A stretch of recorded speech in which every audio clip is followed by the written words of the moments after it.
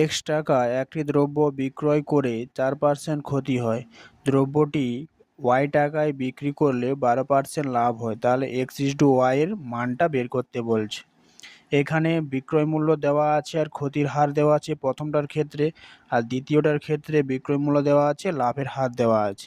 তাহলে দুটোর ক্ষেত্রে আমার ক্রয় মূল্য জানা নেই, তাহলে আমি যদি ক্রয় মূল্যটা বের করতে পারি তখন ওইখান থেকে এক্স এর ওয়াই এর মানটা বের করব। ধরি ধরি ক্রয় মূল্য সমান ক্রয় মূল্য সমান 100 টাকা। ক্রয় মূল্য আমার জানা নেই, তাই আমি ক্রয় মূল্য 100 টাকা ধরে নিলাম। এই অঙ্কগুলো আমি 3-4 রকমভাবে করে দেখাচ্ছি। এটা একটা পদ্ধতি কমপ্লিট করি, তারপরে আবার একটা কম পদ্ধতি করব। না, ক্রয় মূল্য 100 টাকা যদি বলছে, তাহলে এক্স এর ক্ষেত্রে বিক্রয় মূল্য যদি এক্স হয়, বিক্রয় মূল্য এক্স এর ক্ষেত্রে বিক্রয় মূল্য যদি এক্স হয়, তাহলে 4% ক্ষতিতে ক্রয় মূল্য কত হবে?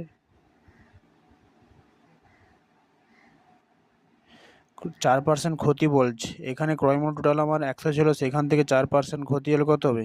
96 টাকা। তাহলে এটা আমার এক্স এর ক্ষেত্রে বেড়ে গেল। এবারে বিক্রয় মূল্য যদি ওয়াই হয়, বিক্রয় মূল্য ওয়াই হলে 12% লাভে 12% লাভে ক্রয় মূল্য 12% লাভে ক্রয়, টোটাল আমার 100 টাকা ক্রয় মূল্য ছিল, সেখান থেকে 12% লাভ হয়েছে টোটাল, তাহলে 112 টাকা। তাহলে আমার এখানে ওয়াই এর মান এটা বেরোলো আর এক্স এর মান এটা বেরোলো। তাহলে অতএব এক্স ইস টু ওয়াই সমান কত? 96 ইস টু 112। এটাকে করলে কি হবে? 6 ইস টু 7। এটা আমার একটা পদ্ধতি হয়ে গেল, এক্স ওয়াই এর মান আমি বেরিয়ে গেলাম। আর একটা পদ্ধতি আমরা দেখছি, প্রথমটার ক্ষেত্রে আমি দেখি এটা যদি টাইপ টু হয়, প্রথমটার ক্ষেত্রে আমরা কিভাবে করব? না, প্রথম ক্ষেত্রে কিভাবে করব? না, আমার বিক্রয় মূল্য দেওয়া আছে, যেগুলো দেওয়া আছে সেগুলো তুলব। বিক্রয় মূল্য ইকুয়াল টু এক্স টাকা দেওয়া আছে, আর হচ্ছে ক্ষতির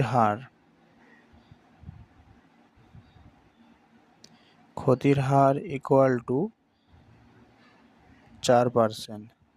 তাহলে আমার ক্রয় মূল্য জানা নেই, তাহলে ক্রয় মূল্যের একটা সূত্র থাকে, কি সূত্র? না, ক্রয় মূল্য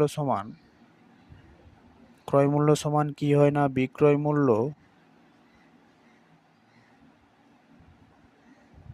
মূল্য বাই 1 মাইনাস ক্ষতির হার, 1 মাইনাস ক্ষতির হার। এবার এখানে বিক্রয় মূল্য কত দেওয়া আছে? এক্স দেওয়া আছে, 1 মাইনাস ক্ষতির হার কত? 4%, equal to x 1 minus percentage তুললে 100 দিয়ে ভাগ হবে, ইকুয়াল টু এক্স ভাগ করলে কত হবে? 100 মাইনাস 4, নিচে 100 থাকবে, ইকুয়াল টু এক্স 100 মাইনাস 4, এইটা উপরে উঠে যাবে, হয়ে গেল। এটা যদি ক্যালকুলেশন করি তাহলে কি হবে? না, 100 এক্স বাই 96, 100 এক্স বাই 96, এটা বিয়োগ করলে কত হবে? 96। এটা একটা হয়ে গেল। করব দ্বিতীয় ক্ষেত্রে, অতএব দ্বিতীয় ক্ষেত্রে কিরকম ভাবে করবো? সেম ভাবে দ্বিতীয় ক্ষেত্রেও বের করব। দ্বিতীয় ক্ষেত্রে আমার কি দেওয়া ছিল? না, বিক্রয় মূল্য দেওয়া ছিল কত? ওয়াই টাকা। বিক্রয় মূল্য ইকুয়াল টু ওয়াই টাকা দেওয়া আছে, আর লাভের হার দেওয়া আছে,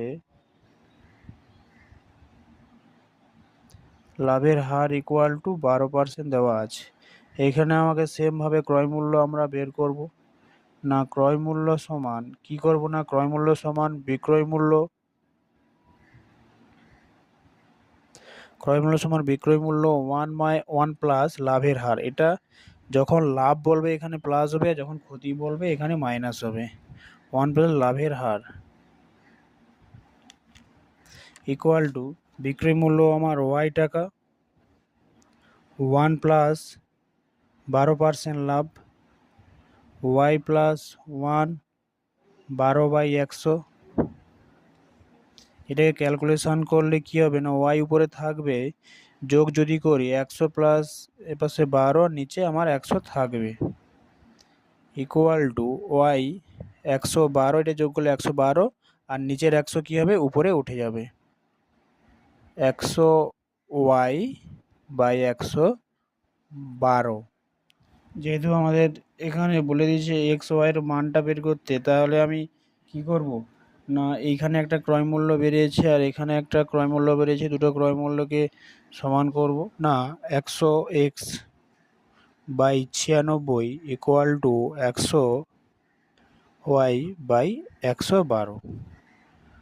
যদি এবার দেখি আমরা, বা এই 100 আর এই 100 কাটতে পারি, 100/96 ইকুয়াল টু ওয়াই বাই 112, বা x is to y equal to 96/112 equal to 6:7। এটা আমার একটা হয়ে গেল। আগের পদ্ধতিতে করতে পারি, এটা লেন্দি হবে কিন্তু বুঝে বুঝে সহজে করা যায়।